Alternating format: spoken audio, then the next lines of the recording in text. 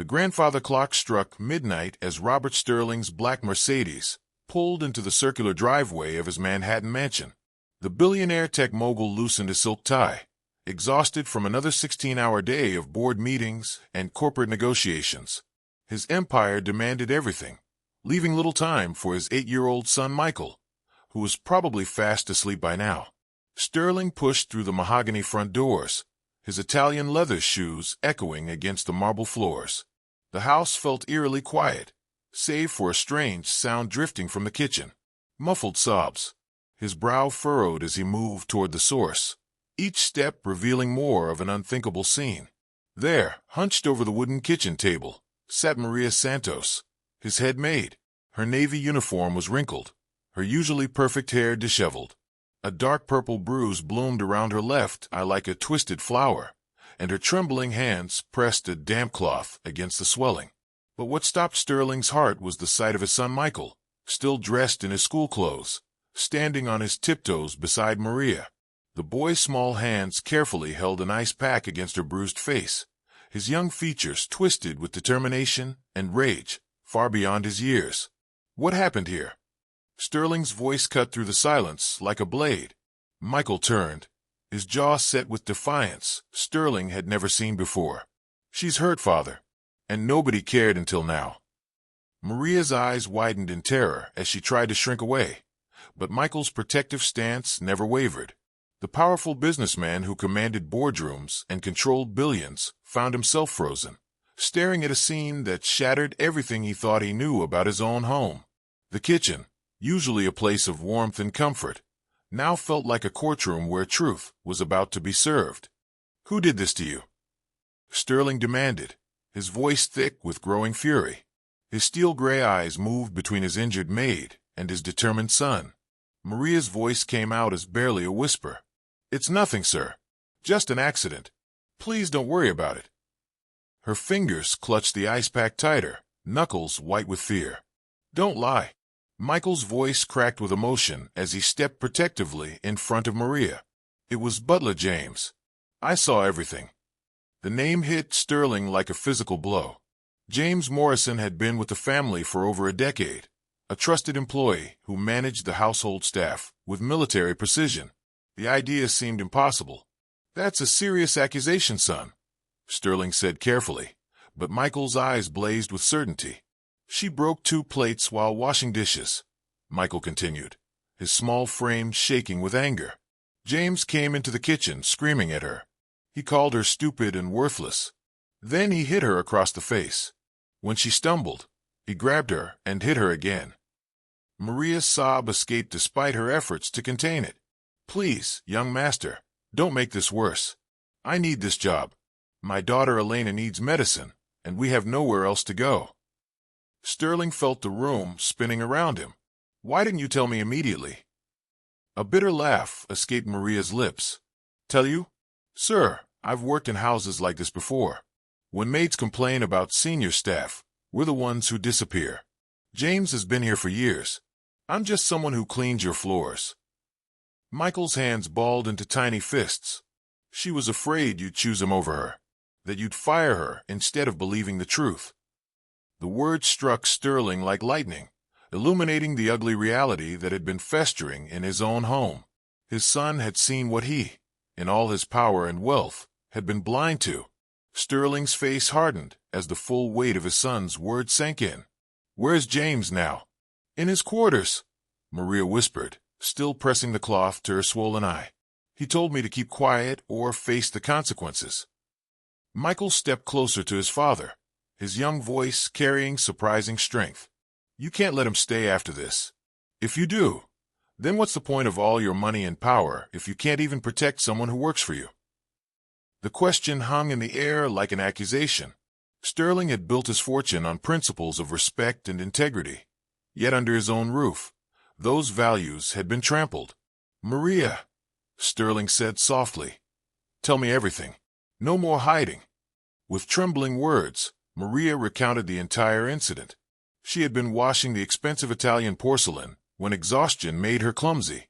2 plates slipped from her tired hands, shattering on the kitchen floor. James had exploded with rage, his verbal assault escalating to physical violence. "He said I was hired out of pity," she whispered, "that I didn't deserve to work in a house like this. When I tried to apologize, he struck me. Then again when I stumbled." Michael's voice broke with emotion. She kept saying sorry while he was hurting her. "That's what made me so angry." She was apologizing for being hurt. Before Sterling could respond, the kitchen door swung open.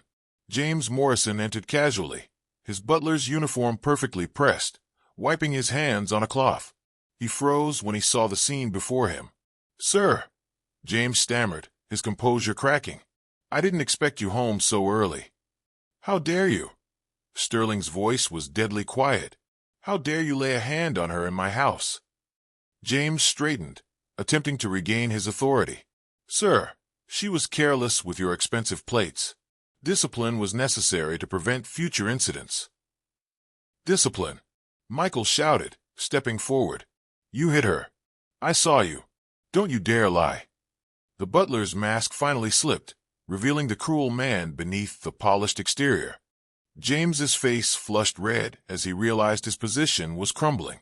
"After 12 years of loyal service, you'll take the word of a clumsy maid over mine." "Not just her word," Michael declared, his small frame radiating fierce determination. "Mine too. And if you don't believe me, then you don't believe your own son." The word struck like thunder through the kitchen. James's confident demeanor evaporated as he saw the unwavering resolve in both father and son's eyes. Sterling stepped forward, his presence commanding. "You thought her fear would protect you.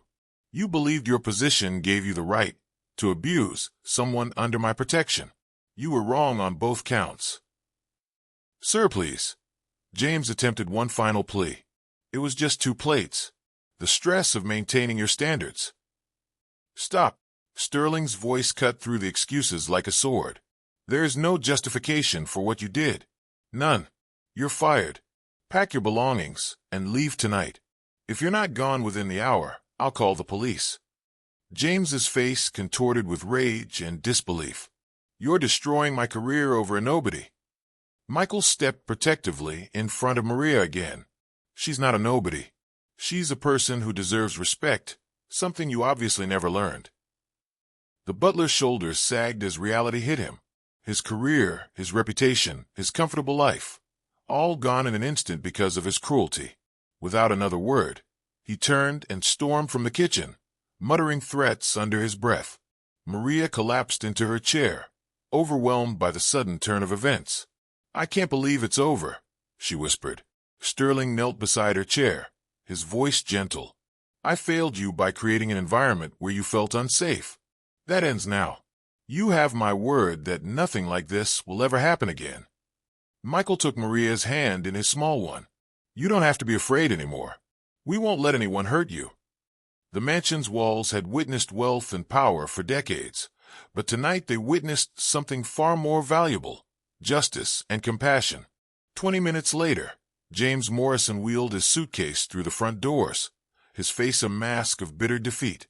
Sterling watched from the window as his former employee climbed into a taxi, disappearing into the night like the shadow he truly was. When Sterling returned to the kitchen, he found Michael still comforting Maria, who was finally allowing herself to cry freely. The ice pack had reduced the swelling, but the emotional wounds would take longer to heal.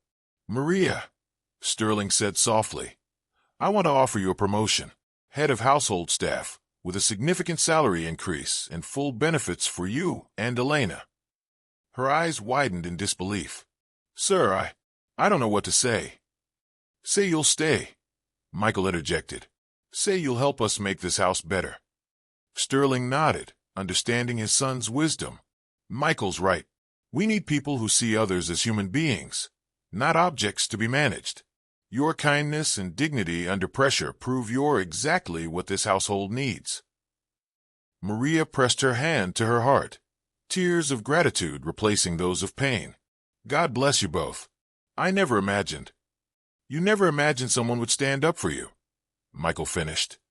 "But that's what people should do. That's what's right." Sterling looked at his son with newfound respect. In one night, Michael had shown more moral courage than many adults displayed in a lifetime. The boy had seen past social barriers and economic differences to defend someone who needed protection. "Thank you, son," Sterling said quietly. "You taught me something important tonight. Wealth without compassion is worthless. Power without justice is meaningless." Michael smiled, still holding Maria's hand. "You always told me to stand up for what's right, Father.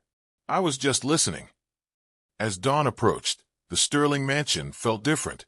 The marble floors and crystal chandeliers remained the same, but the soul of the house had transformed.